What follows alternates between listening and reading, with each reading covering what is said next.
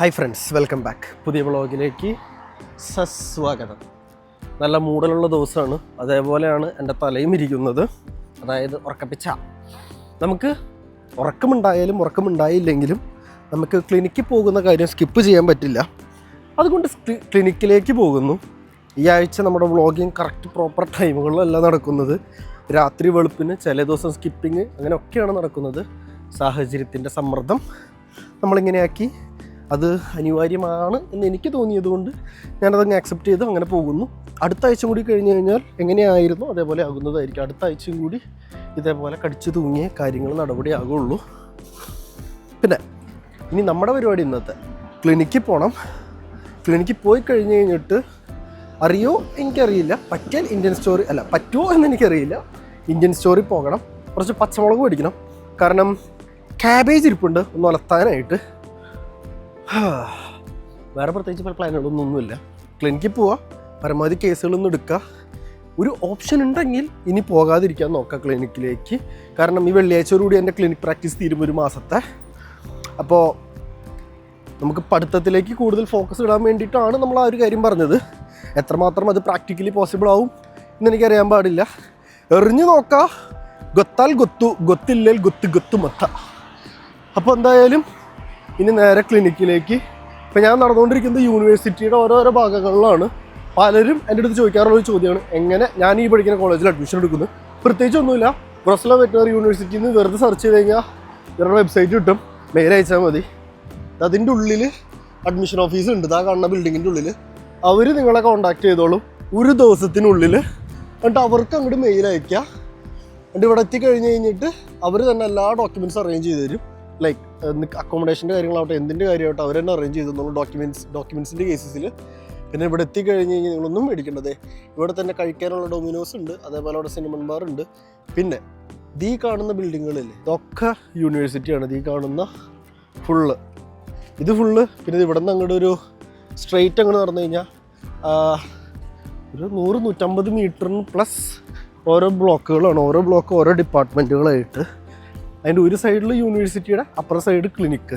ഞാൻ പറഞ്ഞിട്ടുണ്ടല്ലോ multi speciality ആണെന്ന്. അപ്പോൾ ഓരോ ബ്ലോക്ക് ഓരോ ഇതാണ്. ഇപ്പോൾ ഞാൻ ഒരു എക്സാമ്പിളായിട്ട് കാണിച്ചു തന്നു കഴിഞ്ഞാൽ ഓരോ ബിൽഡിങ്ങിൻ്റെ നമ്പറുണ്ട്. ഇപ്പോൾ B1 അങ്ങനെ B8 വരെ ഇവിടെ ഉണ്ട്. അതേപോലെ A തൊട്ട് നമ്മൾ ആദ്യം കാണിച്ച ആ ഒരു സെക്ഷനില്ല, അത് A സീരീസ്, ഇത് B സീരീസ്.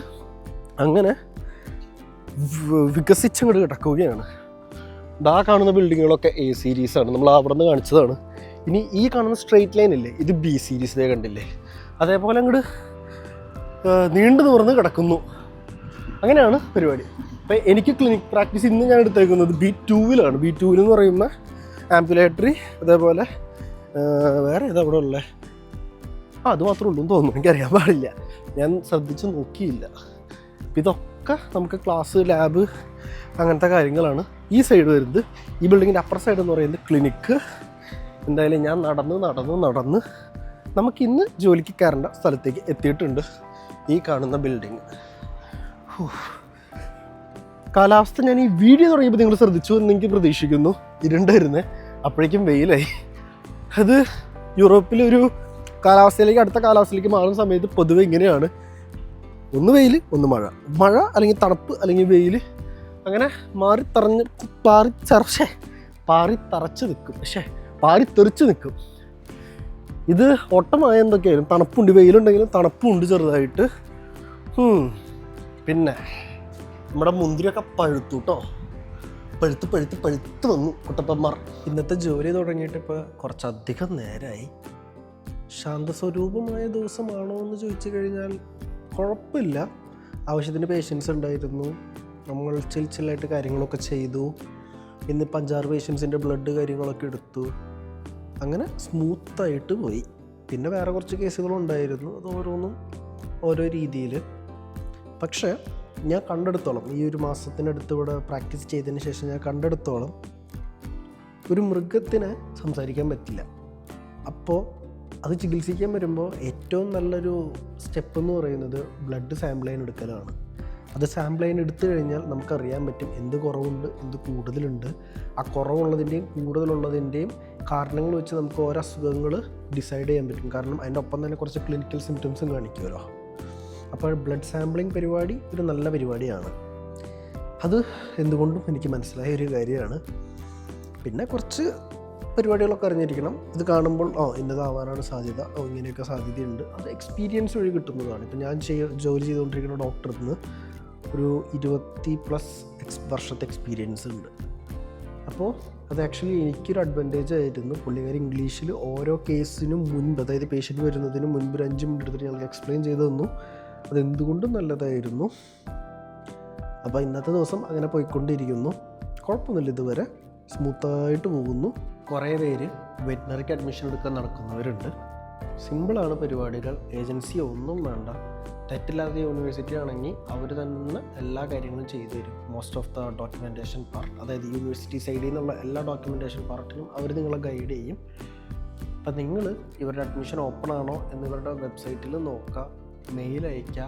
നിങ്ങളുടെ ഡോക്യുമെൻറ്റ്സ് അവർ ചോദിക്കും, അതവർ വെരിഫൈ ചെയ്തിട്ട് നിങ്ങളങ്ങ് ആക്സെപ്റ്റ് ചെയ്യും. IELTS എഴുതേണ്ടി വരും, നീറ്റ് ക്വാളിഫൈ ചെയ്യണം, അങ്ങനത്തെ കുറച്ച് കലാപരിപാടികളുണ്ട്. അതേപോലെ +2-ന് 60% മാർക്കാണ് പറയുന്നത്. പക്ഷേ ഒരു 80% ഉള്ളതാണ് നല്ലത്. കാരണം ആ ഇൻടേക്കിലേക്ക് കുറേ സ്റ്റുഡൻസ് വരുന്നുണ്ടെങ്കിൽ അവർ ആ കട്ട് ഓഫ് കയറ്റി കൊണ്ടുപോകും.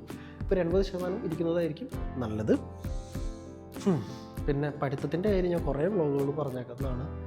പഠിക്കണം, പഠിക്കാതെ ഒരു കളി നടക്കില്ല. മെഡിസിനാണ്, നിങ്ങൾ ഇത്രയും വർഷം ഇൻവെസ്റ്റ് ചെയ്യുന്നതാണ്. ബാക്കിയുള്ളവരുടെ നിർബന്ധത്തിന് വഴങ്ങാതെ നിങ്ങൾക്ക് താല്പര്യമുണ്ടെങ്കിൽ മാത്രം ചൂസ് ചെയ്യുക. അല്ലെങ്കിൽ നിങ്ങൾ അനുഭവിക്കും, നിങ്ങൾ മാത്രമേ അനുഭവിക്കൂ. കാരണം ബാക്കി എല്ലാവരും കുറ്റപ്പെടുത്താൻ വേണ്ടി മാത്രമേ നിങ്ങളുടെ അടുത്തേക്ക് വരികയുള്ളൂ. ഇത് ഞങ്ങളുടെ ഒരു ക്ലാസ് മുറിയാണ് ഈ കാണുന്നത്. ഇപ്പം ഞാൻ ഈ ഒരു ക്ലിപ്പ് എടുക്കാൻ വേണ്ടി ഇങ്ങോട്ട് വന്നു എന്ന് മാത്രം. ഈ കുതിര ജർമ്മൻ മെയ്ഡ് 40,000 യൂറോയുടെ കുതിരയാണ്. ഇതിപ്പോൾ ഇവിടെ ഇങ്ങനെ തുറന്നു കഴിഞ്ഞാൽ ഈ കുതിരയുടെ അവയവങ്ങൾ മൊത്തം നമുക്ക് ഇതിൻ്റെ ഉള്ളിൽ കൂടെ കാണാം. പിന്നെ ഒറിജിനൽ കുതിര 4 എണ്ണം ഈ ഡിപ്പാർട്ട്മെൻറ്റിൻ്റെ ഉള്ളിലുണ്ട്. അതായത് ആ വാതിൽ കൂടെ ഇങ്ങനെ പോയാൽ മതി. പക്ഷെ ഞാൻ കാണിക്കണില്ല. ഇത് ഞങ്ങളുടെ ഒരു ക്ലാസ് മുറി. ഇത് കുതിരയ്ക്കുള്ളത്. ഇതിൻ്റെ അപ്പുറത്തൊരു ക്ലാസ് മുറി ഇതേപോലെ തന്നെ ഉണ്ട്, അത് പശുവിനുള്ളത്. ഇത് ഡയഗ്നോസ്റ്റിക് ഡിപ്പാർട്ട്മെൻറ്റാണ് ഈ ഒരു ഇത്. അപ്പോൾ അത്രയൊക്കെ തന്നെ. ഞാൻ ഈ ഒരു ക്ലിപ്പ് എടുക്കാൻ വേണ്ടി വന്നു എന്ന് മാത്രം. തിരിച്ചു പോകട്ടെ. എന്നാൽ ഇന്നത്തെ ക്ലിനിക്കിലെ കലാപരിപാടികളൊക്കെ കഴിഞ്ഞ് ഇറങ്ങി. ഞാൻ കാലത്ത് കാണണം എന്ന് പറഞ്ഞ ഡോക്ടറിനെ കാണാൻ പറ്റിയില്ല. അതുകൊണ്ട് ഇന്ന് നമ്മുടെ ഇൻറ്റേൺഷിപ്പ് അവസാനിപ്പിക്കുന്നതല്ല. നാളെയായിരിക്കും അവസാന ദിവസം. നാളത്തോടുകൂടി നമ്മുടെ ഇൻറ്റേൺഷിപ്പ് ഒഫീഷ്യലി കഴിയും. അപ്പോൾ ഇൻറ്റേൺഷിപ്പിൻ്റെ കാര്യങ്ങളും പരിപാടികളും എന്തൊക്കെയായിരുന്നു ചടങ്ങുകളും ഒക്കെ ഞാൻ നാളെ പറഞ്ഞുതരാം. അപ്പോൾ ഡോക്ടർ വരാത്തത് കൊണ്ട് എനിക്കൊരു ദിവസം കൂടി ക്ലിനിക്കിലേക്ക് വരണം. ഇതെൻ്റെ തെറ്റാണ്. ഞാൻ ഇന്നലെ വന്നപ്പോൾ അന്വേഷിക്കണമായിരുന്നു ഇന്ന് ആ പുള്ളിക്കാരി വരുമോ ഇല്ലയോ എന്നുള്ള ആ ഒരു കാര്യം. അപ്പോൾ നാളെയും കൂടി നമുക്ക് വരണം. നാളെയും കൂടി ചെയ്താൽ അത്രയും കൂടുതൽ കേസസ് നമ്മൾ കാണും ചെയ്യും. ഇന്നുള്ള സന്തോഷമുള്ളപ്പോൾ തന്നെ നമ്മുടെ പരീക്ഷ അടുത്തേക്ക് വരുന്നുണ്ട് എന്നുള്ളൊരു യാഥാർത്ഥ്യം കൂടി ഞാൻ മനസ്സിലാക്കുന്നു. ഇനിയിപ്പോൾ നമ്മൾ നേരെ ഇന്ത്യൻ സ്റ്റോറിൽ പോയിട്ട് ആവശ്യമുള്ള സാധനം മേടിച്ചിട്ട് നേരെ ഗൃഹത്തിലേക്ക് ഒരു പാരായണം. ഇന്ത്യൻ സ്റ്റോറിലേക്ക് ഇറങ്ങിയ ഞാൻ എങ്ങനെ ഇവിടേക്ക് എത്തിയെന്ന് എനിക്കും വലിയ പിടിയൊന്നുമില്ല. ഞാൻ ഈ കട കടന്നു പോകുന്നു, എന്നെ മാടി ആരോ വിളിക്കുന്നു. അതിനർത്ഥം എന്നെ പുറത്തേക്ക് കൊണ്ടുപോകാൻ കൊള്ളില്ല എന്നുള്ളതാണ്. And finally I ended up here. ഞാൻ നേരെ കടയിൽ കയറി ബട്ടർ ചിക്കനും റൈസും മേടിച്ചു. എന്തോ ഇന്നുണ്ടാക്കാനുള്ള മൂഡ് പോയി. കാലത്ത് ഫുഡൊക്കെ പ്രിപ്പയർ ചെയ്ത് വെച്ചിട്ടാണ് ഇറങ്ങിയതെന്നുണ്ടെങ്കിലും നമ്മൾ കടയിൽ കയറി ഫുഡ് കഴിക്കില്ല എന്ന് പറഞ്ഞെങ്കിലും ഇനി തിരിച്ചു വിട്ട് എന്തായാലും നമ്മൾ പ്ലാൻ ചെയ്ത കാര്യങ്ങൾ നടക്കുമെന്ന് എനിക്കറിയാൻ പാടില്ല. ബട്ട് സ്റ്റിൽ ഇങ്ങനെയാണ് ഞാൻ. ചില കാര്യങ്ങൾ അൺഎക്സ്പെക്റ്റഡായിട്ട് സംഭവിക്കും, പക്ഷേ അത് നല്ലതായതുകൊണ്ട് ഞാൻ അങ്ങോട്ട് ആക്സെപ്റ്റ് ചെയ്യുന്നു. പിന്നെ ഇന്ത്യൻ സ്റ്റോറിൽ പോയി സാധനങ്ങൾ മേടിച്ചു. ബാഗിൽ ഫിൽഡാണ്, ഫുഡും കിട്ടി. അപ്പോൾ ഇനി തിരിച്ചു പോവുക, ഉറങ്ങിയെണീക്കുക, കുളിക്കുക, പഠിക്കാനിരിക്കാം. വേറൊന്നും ഈ വ്ളോഗിൽ എനിക്ക് തള്ളി മറക്കാനില്ല. അപ്പോൾ എല്ലാവർക്കും ശുഭദിനം. Bye bye, good night.